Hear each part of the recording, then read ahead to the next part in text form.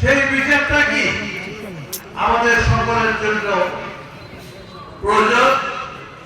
কেউ দুঃশাসন অবিচার অন্যায় করে আল্লাহর হাত থেকে রেহাই পাবেন। কাজে আমরা আগামী দিনে বিএনপি কি করবে সেটা নির্ভর করে আমরা কি করবো। এখন আমরা কি আওয়ামী শাসনে কল্পনা করা চাই নাকি আমরা নতুন কল্পনা করা চাই? আপনারা জানেন যে কসবা আখাউড়াতে যে রোডটা ছিল আজ 1-1.5 বছর আগে টেন্ডার হয়েছে, কিন্তু কাজ হয় নাই। কিন্তু জনাব মুশফিকুর রহমান সাহেব গত সপ্তাহে চিফ ইঞ্জিনিয়ারে বলছে যে আমার নির্বাচনী এলাকা আমি আসা যাওয়া করতে অসুবিধা হয়, ইনশাআল্লাহ কাজ শুরু হয়ে গেছে। তাই কাজ করা সম্ভব, বাকি যারা মুস্তাউদে তাদের পক্ষে সম্ভব, তাদের কি সে হিম্মত আছে?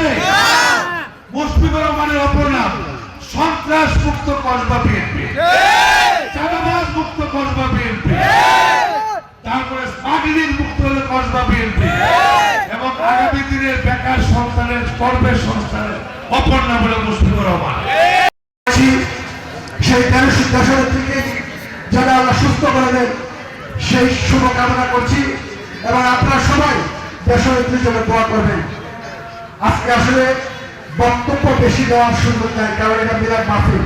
তারপর সংক্ষিপ্ত, যেহেতু আমাদের সামনে নির্বাচন, আমাদের যে দাবি শিশুর প্রতীক যিনি পেয়েছেন আমাদের নেতা জনাব মুশফিকুর রহমান সাহেবকে নিয়ে দু একটি কথা না বললেই নয়। আমি সংক্ষিপ্ত আকারে বলতে চাই, সম্মানিত নেতৃবৃন্দ,